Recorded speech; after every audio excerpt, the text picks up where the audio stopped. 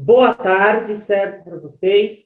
Quero deixar aí avisado, desliguem os microfones, tá bom? Para não ter nenhum travamento, nada dessas coisas, tá? Eu sei que ainda está um pouco mais precário ainda, né? Com o problema de luz, essas coisas todas, mas a gente vai se acertando aí com o tempo. Antes de mais nada, vocês, não sei se vocês já têm em mãos ou estão aí no computador, certo? Eu gostaria que vocês pegassem aí, eu vou falar sobre hoje as atividades gramaticais. E as outras atividades vocês já sabem como fazer. Então, eu vou trabalhar hoje um pouco mais sobre a atividade gramatical, uma vez que ela é de suma importância aí, nossa, aí, para o que vocês irão fazer.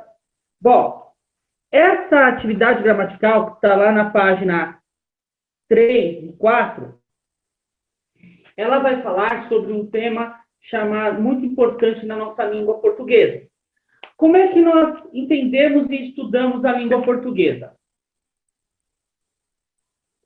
Bom, a língua portuguesa, ela é uma língua que ela é formada por, né, monossílabos sonoros. Esses monossílabos sonoros, ou monossílabas, já o próprio nome já diz, sílabas, certo? Que possuem som, certo? E a gente vai começar já falando das primeiras. Os primeiros monossílabos sonoros são as vogais, certo? São as vogais, são as primeiras letras. Deixa eu acho que está muito claro essa minha caneta vermelha, tá já fraquinha já. São as vogais. Vamos falar das vogais. As 5 vogais. O A, o E, o I, o O e o U. Depois das vogais, nós temos as consoantes, que são as demais letras do alfabeto. O D, o C, o D, o R, o S, o V, e aí vai. Né? E aí vai. Então, são as consoantes. Então, você tem as vogais e as consoantes, são as letras do alfabeto. Quando elas se unem, elas formam sílabas. Aí a gente lembra lá da liçãozinha que a professora da primeira série lá passava para vocês, certo? B com A, ba. B com E, B. D com A, dá. D com E, D. Aí, L com A, lá. L com E, lê. E aí vai indo aí as sílabas aí que vocês vão escrever, certo?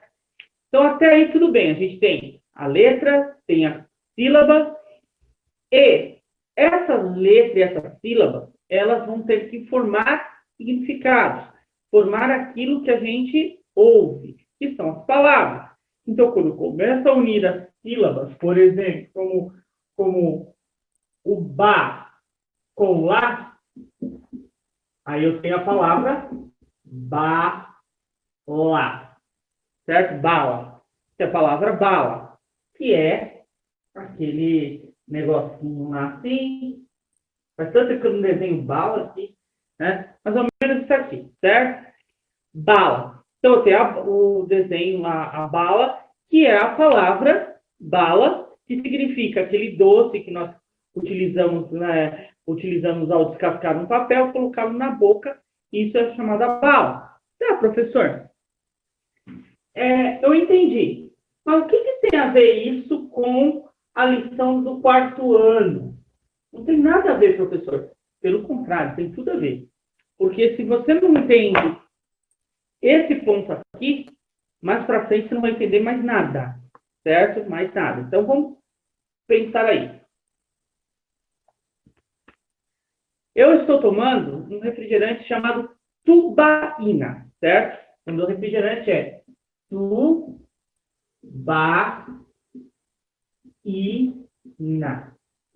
certo? Tubaína. Vamos ver a letra A. Deixa eu colocar a letra A fora. Tubaína. Pronto. Tubaína. Tubaína, quando eu falo a palavra tubaína, eu não falo a palavra toda de uma vez. Eu falo pequenos pedaços nela. Eu falo tu, o ba, o i e o na. Certo? Cada pedacinho dessas palavrinha aqui é uma sílaba. É uma sílabas.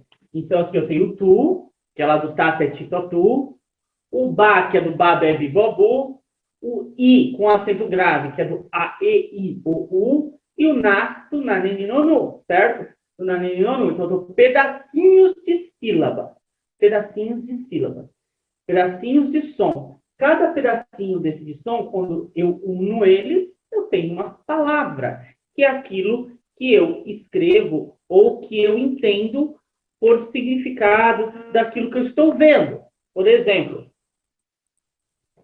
isso aqui onde está a tubaína é um copo. É um copo. Então, como é que eu posso fazer, como é que eu posso escrever a palavra copo? O co, do cacocu, e o po, do papê, pipocu. Copo. Então, tem os dois assim.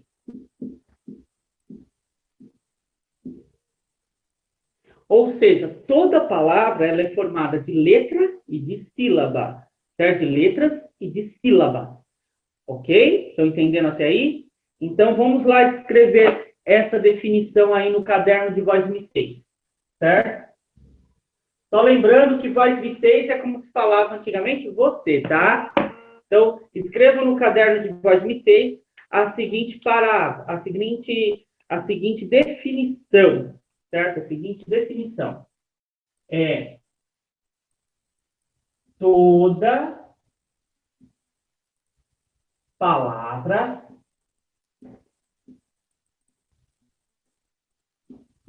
é composta de sílaba.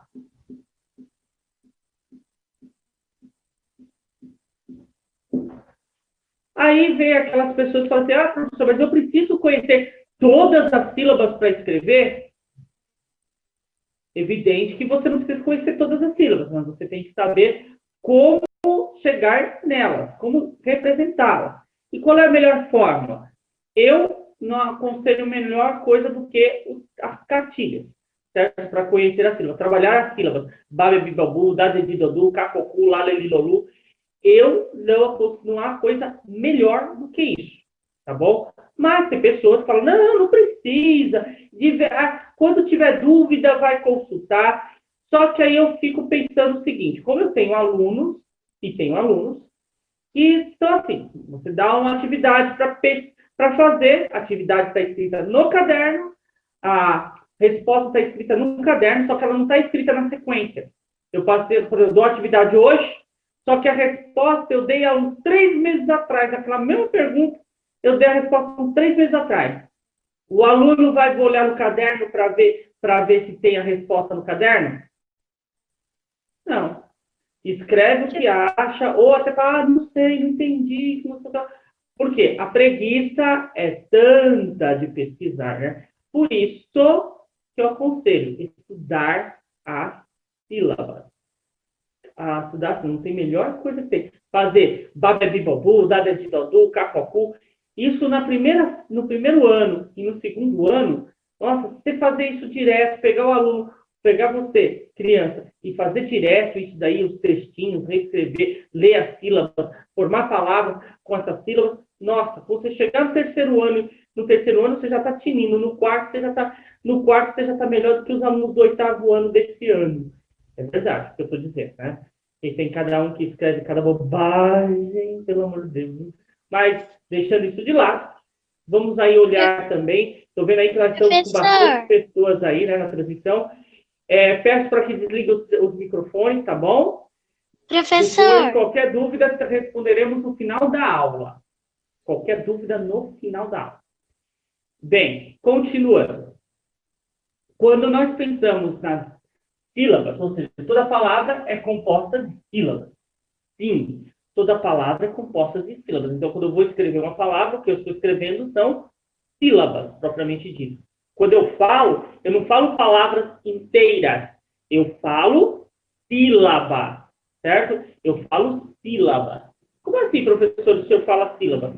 Sim, porque cada emissão de voz que você fala é uma sílaba. Por exemplo, eu vou falar a palavra copo. Eu não falo de uma só vez a palavra sozinha, eu falo copo. Veja quantas vezes eu abri a boca. E isso também auxilia muito quando você vai separar sílabas. Ou seja, você só separa sílabas do jeito que você fala. Você separa sílabas do jeito que você fala. Professor, mas eu erro, o senhor toda vez, quando vai corrigir meu separa sílabas, corrige como errado. Porque está errado o jeito. Porque está errado do jeito que você fala. Então, se você fala errado, você vai separar as sílabas erroneamente. Então, por isso que você tem que tomar muito cuidado na hora de pronunciar uma palavra, certo? Mas como que eu vou aprender, professor, quando que eu tenho que separar as sílabas? Simplesmente treinando as sílabas. Não tem outra forma. Hoje, se você pegar um aluno do quarto ano e pegar um aluno da antiga terceira série, lá dos anos 90, do começo dos anos 90, e pegar... A terceira série é o quarto ano, né? É o quarto ano, certo? Porque antigamente se chamava série e não tinha o quinto ano, né? Não tinha o quinto ano. Tinha-se a quinta série, que já era, que é o que hoje é o sexto ano. Então, pega a terceira série do ano da década de 90 e pega o quarto ano de 2000, o quarto ano de 2000, da década de 2000, de 2010 para até 2020, certo? Vamos pegar essas duas séries que são iguais. Se você pegar e pedir para eles, vamos lá voltar ao passado e pedir para eles separarem sílabas e classificarem as sílabas de acordo com o número de sílabas que tem, para eles e para vocês, eles vão acertar todas, eles vão acertar todas e vão fazer em menos de 5 minutos. Se eu passar, por exemplo, se o professor passasse 100 palavras. E vocês vão demorar quase uma hora para fazer. Por quê? Porque eles trabalharam lá no começo, na primeira série, na segunda série, eles trabalharam em cima de sílaba. Bababibabu, dadedidodu, cacocu, lalelilolu, tassissossu, e tudo dentro de sílabas. Então, a hora que eles foram fazer, eles vão fazer, eles já sabem como pronunciar a palavra. Então, eles pronunciam a palavra já contando as sílabas, coisa que vocês têm muita dificuldade de fazer. Eu já percebi isso e muito. E até mesmo na hora que vocês estão lendo para mim. Eu estou ouvindo vocês lendo e estou falando, ó, ela não conhece o som dessa sílaba. Essa pessoa não conhece o som dessa sílaba. Ele não conhece o som dessa sílaba. Olha, está dividindo errado, está falando com acento num lugar onde não tem. Esse que é o problema, aluno, tá bom? Então, por isso que eu peço muito para vocês lerem para mim, porque dá para perceber onde está o erro. E, professor, como é que eu percebo onde está meu erro? Leia para você. Pegue. Hoje nós temos aí os celulares, nós temos os tablets, nós temos vários dispositivos que dá para você gravar a sua leitura. Nós também temos a possibilidade de pegar uma panela, uma simples panela, colocar aqui na altura da orelha, certo? Na altura da orelha, e ler um texto e ouvir o que você está falando. E aí você percebe os seus erros de leitura. E aí que você começa a trabalhar também. Então, essa é uma boa dica. Mas não é isso que nós estamos aqui hoje. Nós estamos hoje para falar sobre a sílaba. Então, nós já sabemos isso aqui, que toda palavra é composta de sílabas. Então, essa daqui é a primeira grande dica de prova. Tá? Toda palavra é composta de sílabas. Tá? Sabendo disso, a língua portuguesa, ela leva em consideração 4 possibilidades de construção silábica. Quais são elas? A primeira são as monossílabas. A segunda, as dissílabas.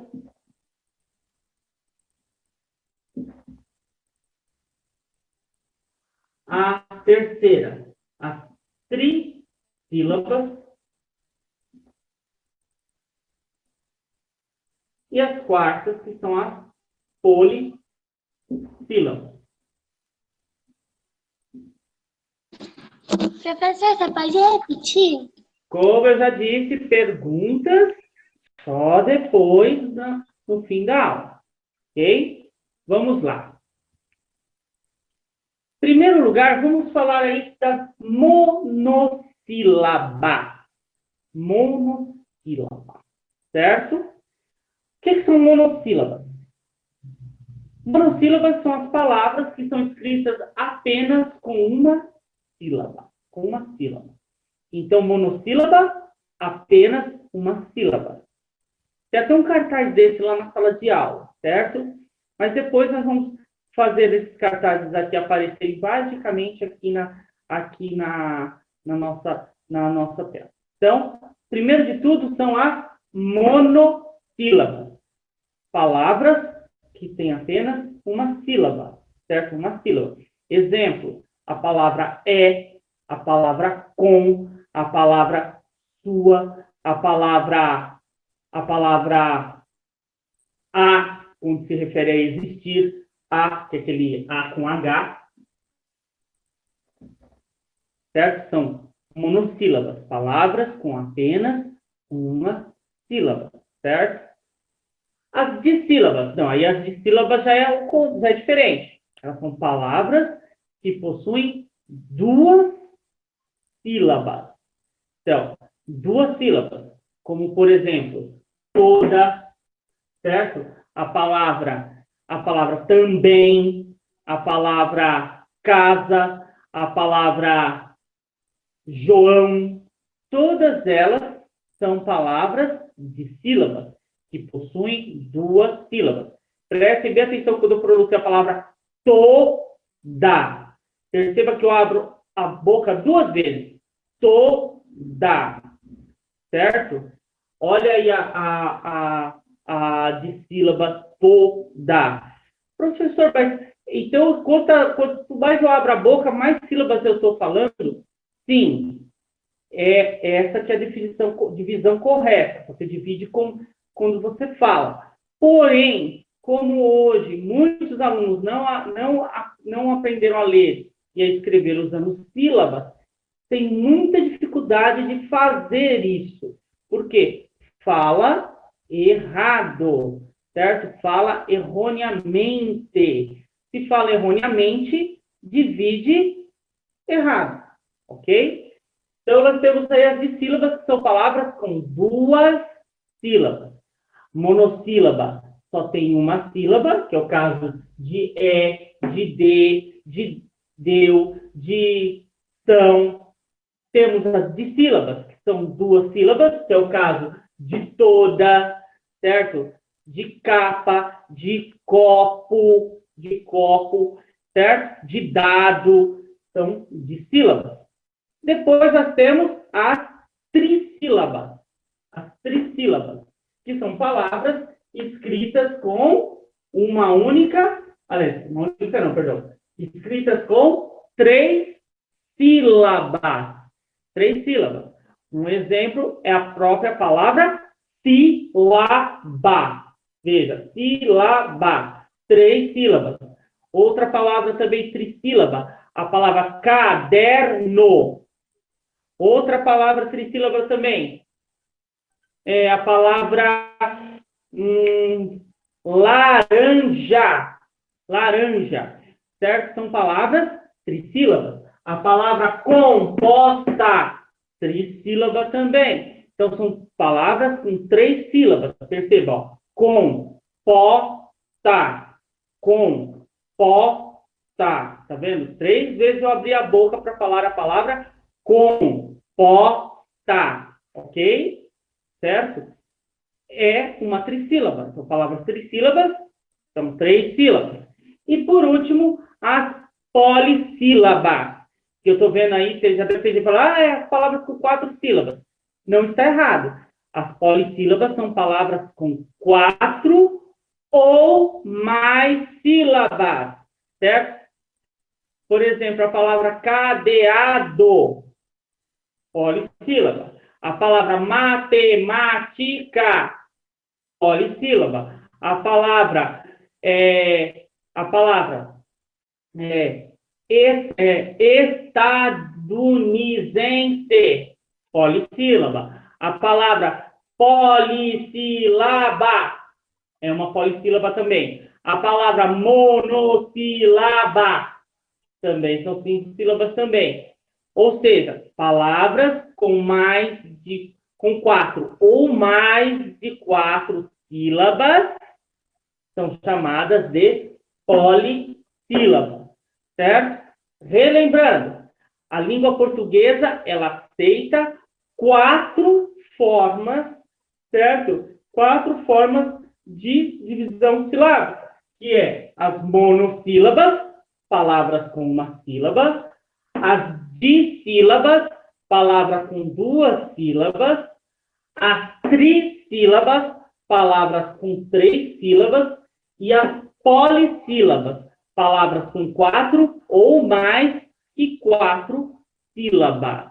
Então, são essas a divisão silábica criada pela língua portuguesa. Então, a língua portuguesa tem como principal forma de divisão silábica essas 4, tá certo? Essas 4. Ah, professor, mas é que eu nunca vi isso na vida. Eu sei, nunca viu isso, mas isso cai e muito em tarefa e prova Brasil. Então, vocês têm que estar observando muito bem. Vocês terão que observar muito bem isso. Lá no nosso, na atividade que vocês estão fazendo, na página 4, certo? Da atividade dessa semana, assim, ó. A sílaba é o som, certo? Ou um grupo de sons pronunciados em uma só emissão de voz. Ou seja, traduzindo para uma expressão mais fácil para vocês entenderem. Ele está dizendo assim, que a sílaba é um som ou grupo de sons pronunciados, ou quando eu falo, certo? Abrindo a boca apenas uma vez. Ou seja, cada sílaba, certo? Cada sílaba, ela é composta, certo? Ela é composta de uma emissão sonora. Ou seja, a primeira vez eu abro a boca, eu falo uma sílaba, certo? Eu falo uma sílaba. Essa é a língua portuguesa. Professor, mas isso daí é coisa antiga. Isso aí não existe mais, professor. Isso daí é da época em que se amarrava cachorro com linguiça e o cachorro tinha medo. Não. É o que a gramática da língua portuguesa ensina. Ah, professor, mas a sua gramática é uma gramática antiga? Não, não, não, não, não.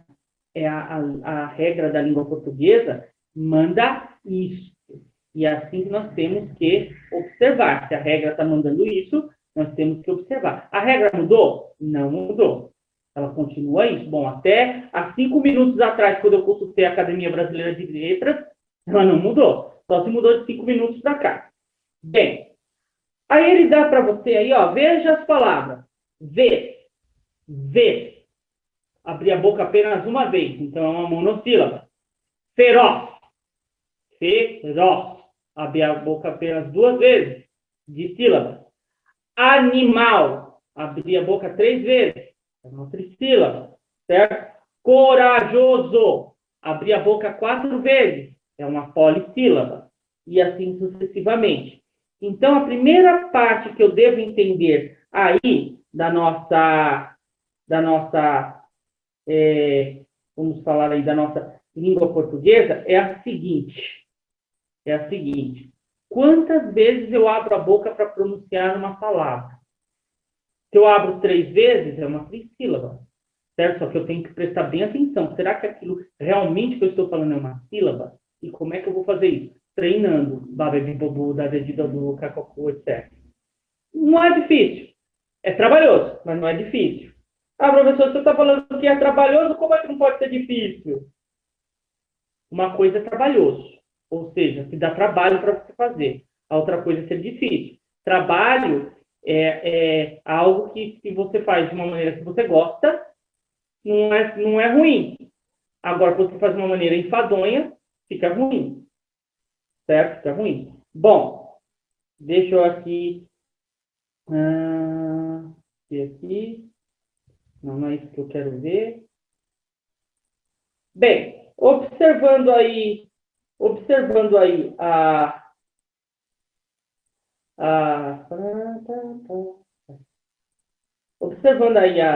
nossa querida e amada atividade, certo? Nós temos aí também algumas explicações bem interessantes, que é a questão das palavras. Porque, às vezes, Carol, nós temos palavras na língua portuguesa, por isso que é muito bom estudar e decorar vocabulário, ter vocabulário, construir um vocabulário. Aquelas palavrinhas que o professor dá lá no estudo do vocabulário, aquelas palavrinhas, não é só para você fazer aquela atividade e depois deixar de lado. Ah, já fiz essa atividade, não preciso mais dela, vou jogar fora. Ei, que venha coisa nova. Não. Vocabulário faz muito bem para o estudante ter um vocabulário novo, porque ele evita de fazer certos erros na hora de escrever, certos erros na hora de escrever. E por que o professor está falando isso? Existe na língua portuguesa palavras que, como eu disse, toda palavra é composta de sílabas, certo? E cada vez que eu abro a boca, eu tenho uma divisão, uma sílaba, certo? Uma sílaba, eu falo uma sílaba, aí tudo bem. Só que, professor, e quando termina a palavra e começa a outra, como é que eu sei? Ah, é fácil. Eu conheço a palavra, certo? Eu conheço a palavra e tá aí. Eu sei que ela eu conheço aquela palavra, ela termina naquela sílaba e aí começou outra palavra. Pronto, tá certo. Aí, qualquer coisa assim. Tá. E quando você não conhece a palavra? Quando, por exemplo, o professor está ditando para vocês um texto, que é uma coisa que nós vamos fazer daqui a alguns dias, estou ditando um texto para vocês aí via internet, um texto, certo? Como já fiz várias vezes na sala de aula com vocês, e vocês ficam na dúvida de aonde que termina a palavra, ou como que começa, ou fica aquela pergunta. Repete, professor, não entendi, fala de novo. Então, que essas perguntinhas aí é que mostra também, senhores, como vocês não leem bem o texto. Como é que isso acontece? Na língua portuguesa, ela traz umas coisinhas, certo? Que são até interessantes quando a gente para pensar e entender como é que funciona, certo? Como é que funciona a fala, né? A língua em si. Nós temos uns tipos de palavras, como, por exemplo, palavras que são escritas de três formas diferentes. Vamos pegar um exemplo aí, essa palavrinha aqui, ó.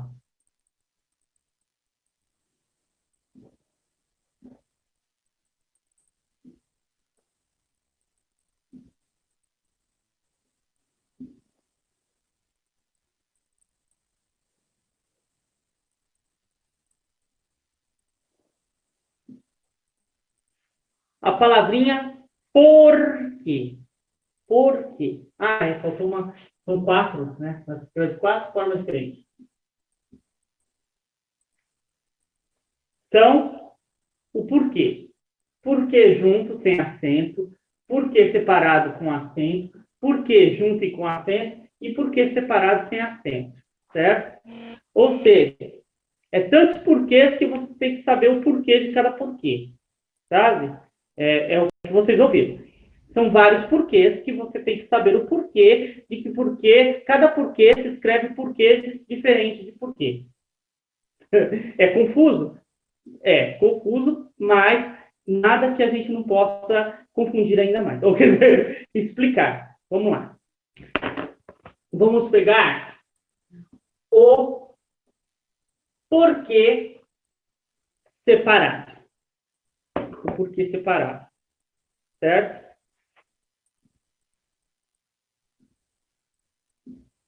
E sem acento. Esse porquê é quando eu vou fazer uma pergunta, certo? Quando eu vou fazer uma pergunta. E o porquê está longe do sinal de interrogação, certo? Longe do sinal de interrogação. Então, vamos lá. Por que a galinha... Por que a galinha atravessa a rua? Veja, O porquê está longe do sinal de interrogação. Por que a galinha atravessa a rua? Quando você vai responder o porquê, certo? Quando você vai responder o porquê, você responde com o porquê junto, certo? Quando eu pergunto, é separado. Quando eu respondo, é junto. Porque ela quer chegar ao outro lado. Por que a galinha atravessa a rua? Porque, ó, junto e sem acento, tá vendo? Porque ela quer chegar ao outro lado. Pronto. Respondi com porquê junto. Ei, professor, que legal, né? Entendi. Então, quando eu separado, é sempre quando eu vou fazer pergunta. Então, sempre que eu vou fazer uma pergunta, eu utilizo o porquê separado. Tá, professor, e o porquê separado com acento? Também segue a mesma regra? Claro que sim. Vamos lá entender. Vamos lá. Vamos continuar falando da galinha. A galinha entrou na igreja. A galinha entrou na igreja. Por quê? A galinha entrou na igreja. Por quê? Perceba aqui, ó, que o porquê está acentuado. Tá vendo? Ó? Ele está com o acento circunflexo. Por quê? Por quê? Perceba que eu escrevo por quê separado e com acento, separado porque é uma pergunta. E escrevo ele com acento porque ele está próximo da interrogação. Ele está próximo da interrogação. Então, sempre que eu vou escrever o porquê, na verdade, é a sílaba que, mas sempre que eu vou escrever o porquê próximo da interrogação ou próximo do sinal de exclamação, certo? Eu tenho que colocar o acento circunflexo, certo? Eu tenho que colocar o acento circunflexo, ok? Por que isso acontece? Ora, porque é uma regra da língua portuguesa, tá vendo? Ó, perguntei como porquê separado, certo? No começo.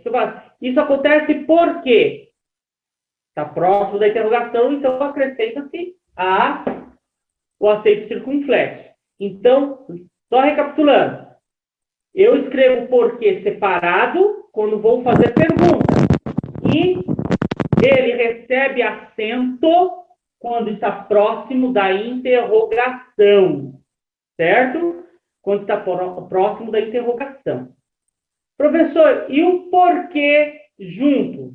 O porquê junto é quando eu respondo. Eu respondo com porquê junto tanto quando eu pergunto com porquê separado e com acento, quando pergunto com porquê separado e sem acento. Eu vou sempre responder com esse porquê aqui. O porquê junto e sem acento. Professor, e o porquê junto e com acento? Ótimo, boa pergunta. Vamos lá entender da onde que vem esse porquê. Esse é o mais fácil que tem. O porquê junto e com acento, ele é um substantivo. Ele é um substantivo. Eu quero saber, professor, o porquê dessa lição. Né? Eu quero saber o porquê dessa lição. Eu quero saber o porquê dessa lição. Então, ele está escrito junto e com acento. Ele se tornou um substantivo. Ele é um substantivo. Eu quero saber... Quer ver como ele é um substantivo? Vamos trocar esse porquê pelo substantivo razão. Eu quero saber a razão dessa lição.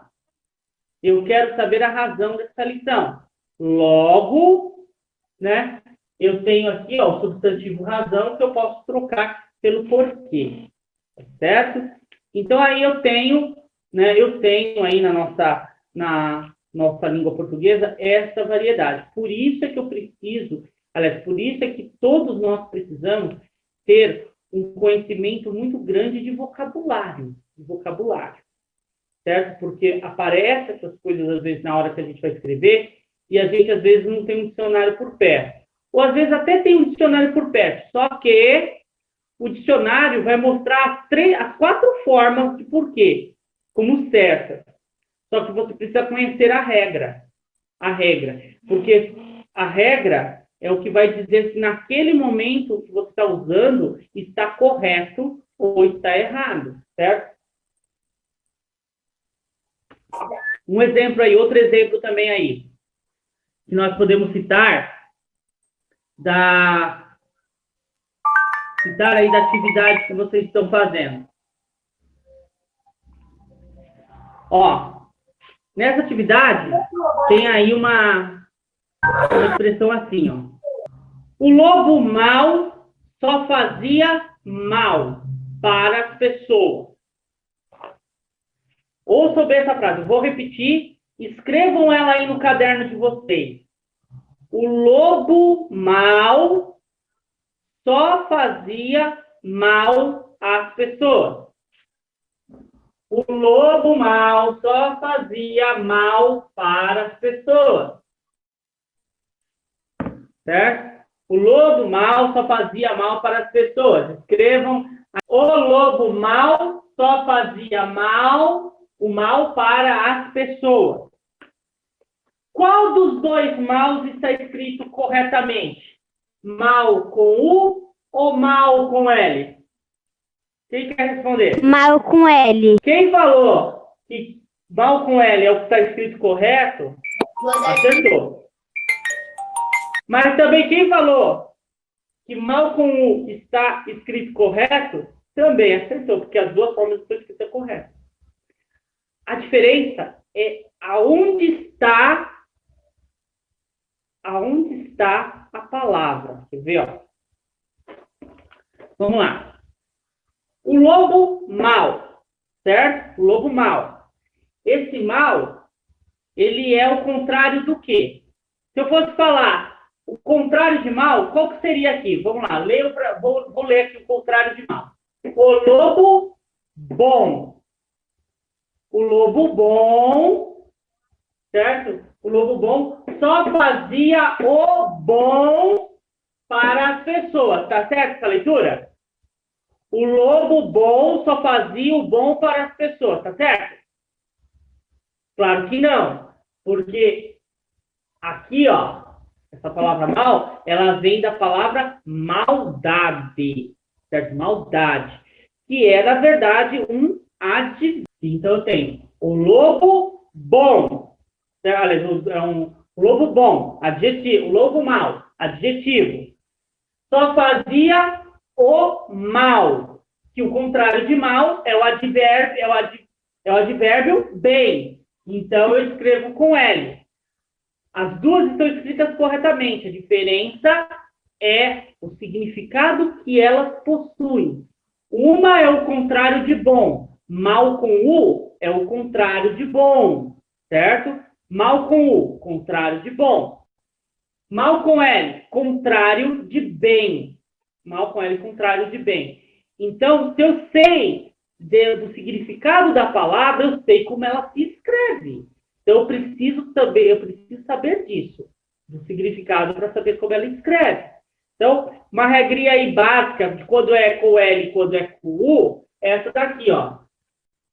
Mal com U. É diferente de bom.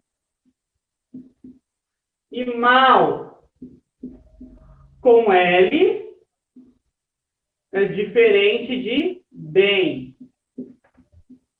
De bem. Então, aqui, ó, o lobo mau só fazia o mal. Então, o lobo bom só fazia o bem. Só fazia o bem. Ou seja, eu tenho palavras que pronunciam iguais, mas que têm significado diferente. Certo? Nossa, professor, a língua portuguesa é muito complicada. Não é complicado isso. Não é complicada. A língua portuguesa é muito simples. O que precisa se ter é leitura. Ler muito. Ler muito. E depois que ler muito, respirar e ler mais um pouco. Isso aí é o necessário para isso. Bom, continuando aí a nossa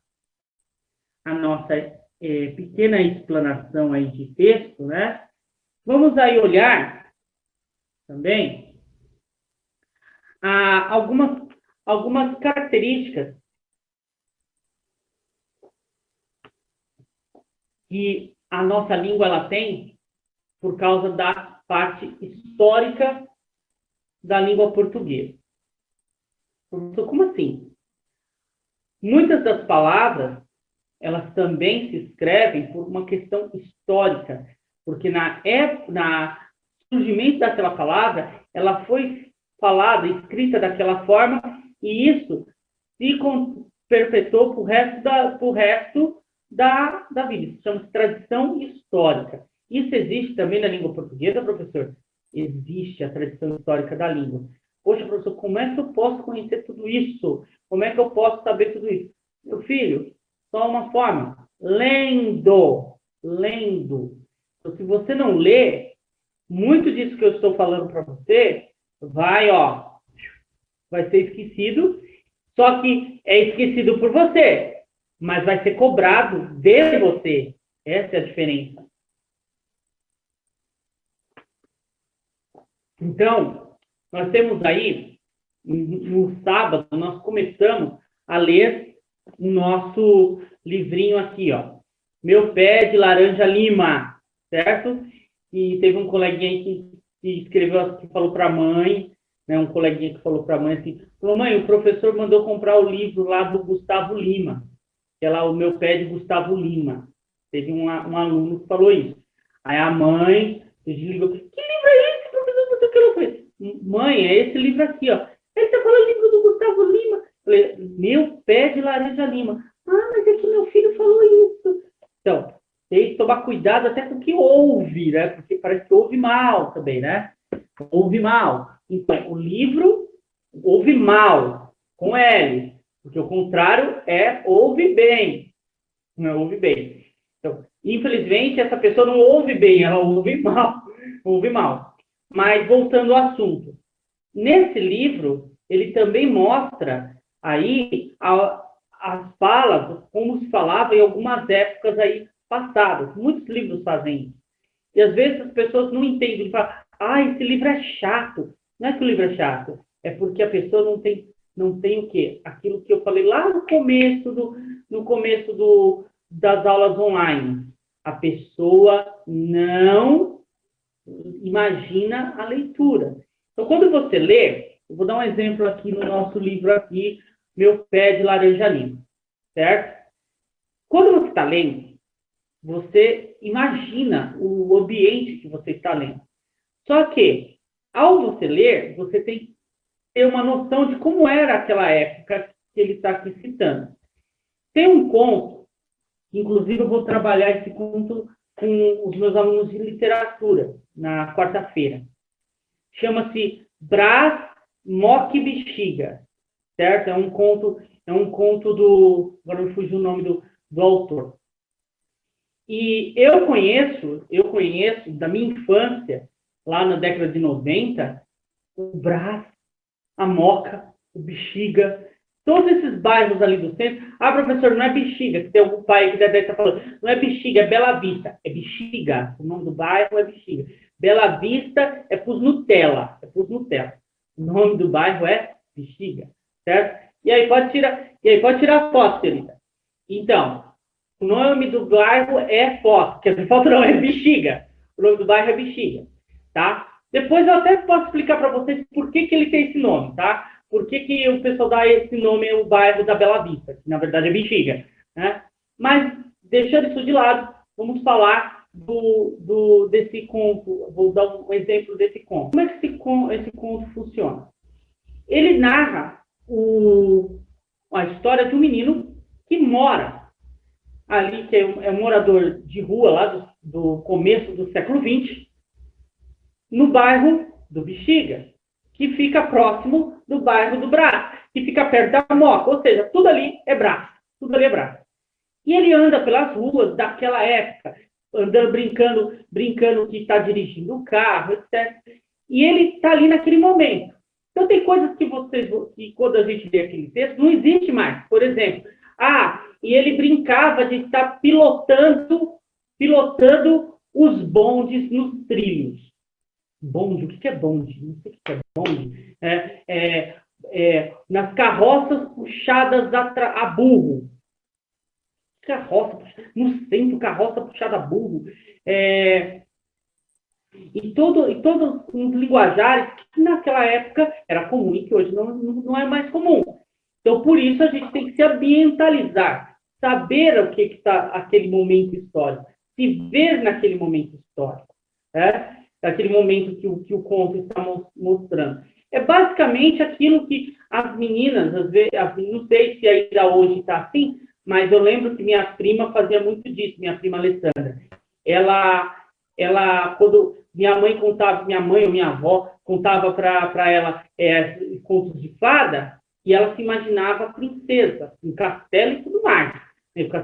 Ela chegou até me pedir para fazer um castelo de caixa de papelão para ela. Então, essa é a ambientação que eu estou falando. Você se imaginar naquela época, mas imaginar por completo. Não vai fazer você está lá andando na rua lá onde morava o menino aqui do meu pé de laranja lima, está lá andando lá, você lá com seu iPhone, certo? Seu iPhone com fone no ouvido, ouvindo um pancadão. Não é isso. Pelo amor de Deus, nem ouça pancadão.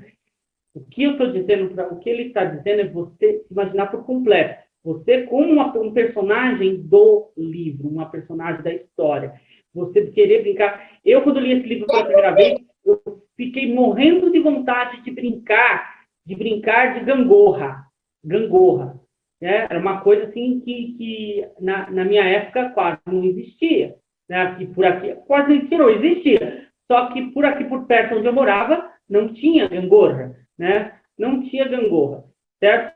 Senhorita Balu, para de ficar brincando com o aplicativo. Então, não tinha gangorra. Não é que não tinha gangorra. Gangorra até que tinha, mas não era perto aqui, que é aquela coisa de ficar brincando, etc., de lado do outro. Isso me deu vontade de ter, porque eu imaginei me brincando daquilo. E é isso que ele está pedindo para você. Que você imagine a situação, que você esteja ali dentro, tá certo? Mas para isso você precisa também conhecer o vocabulário que o livro está trabalhando. E para isso você precisa estudar, certo? Estudar a língua, ter um dicionário por perto, etc. Ok? Bom, faltam ainda alguns minutos. Alguém tem alguma pergunta, por favor, pode fazer agora.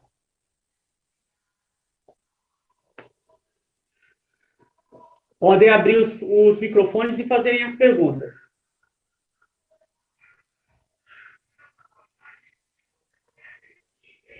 Então, eu vou me despedir aqui, certo? Daqui a algumas horas, provavelmente amanhã, a partir do meio-dia, esta aula vai estar disponível no canal de aulas, no canal Educandário do Santos. Eu vou postar o link no grupo de pais, tá bom? O link do canal no grupo de pais, para vocês poderem acessar a aula e ver quantas vezes vocês quiserem, tirar as dúvidas lá, observar o que eu escrevi na lousa, pausar e fazer as coisas, coisas que vocês gostam de fazer aí, tá certo? Vão até esse canal, se inscrevam no canal, porque toda vez que eu postar, vocês já vão ter... Se inscrevam e ativem o sininho. Toda vez que eu só vou postar aula. Então, toda vez que eu postar uma aula lá, vocês já vão saber que eu postei uma aula. Aí vocês vão lá para ver. Se a aula for de língua portuguesa, matemática, história, geografia, certo? As aulas que vocês já têm, normal. Ah, professor, é aula de uma outra matéria aí que o senhor dá aula, eu não vou assistir. Tudo bem, não tem problema. Se for a aula da matéria que você tá precisando, você pode ir lá assistir a aula, baixar a aula, fazer o que vocês quiserem. A aula vai ficar disponível para você nesse canal para quantas vezes você quiser assistir, tá bom? Agora, a da sala lá na plataforma, eu só vou postar o link dessa aula, não vou postar a aula. Então, já sabe, né? Vou lá direitinho. Ok? Então, fiquem todos com Deus. Até a próxima quarta-feira com a aula de matemática, tá bom? Tem lá os exercícios de matemática também. Já vão fazendo, tá? Só um detalhe que eu esqueci de dizer, perdão. É o seguinte. Eu não coloco a correção automática nas atividades. Como, por exemplo, o professor de arte faz, os outros professores fazem. Eles digitam lá a atividade, certo? No formulário Google. Aí o aluno vai lá, digita a atividade, faz a atividade, clica em enviar, aí mostra lá que mandou qual que acertou e qual que errou, certo? E às vezes fazendo isso dá para o aluno consertar a que errou e a que errou. Eu não gosto, eu não faço isso porque eu quero corrigir, certo? Eu quero corrigir. Então, eu passo a atividade, eu não ponho o corretor automático. Então, quando você manda enviar para mim, o que vai acontecer? Vai parecer que todas estão erradas, porque, na verdade, não tem nenhuma resposta registrada na plataforma. É eu que vou ler a atividade e vou dar a nota. Então, aí já mostra que quem está lendo sou eu, não é outra pessoa que está corrigindo. Tá bom? Então, não se assustem aí, que nem um aluno se assustou, que chorou. Errei tudo! Eu vou... Então, começou a chorar lá, mas não tem nada não. Eu corrigi, né? Acho que a pessoa só errou uma questão só. Mas também, não se esquecendo que mandem as atividades em dia. Teve muita gente que não mandou atividades. Essas pessoas estão fora daquela abreviação do livro também, tá? Bom, por hoje é só, certo? Até quarta-feira. Então, fiquem todos com Deus, tá? E até a próxima quarta-feira, se Deus quiser. Tchau, tchau. Tchau.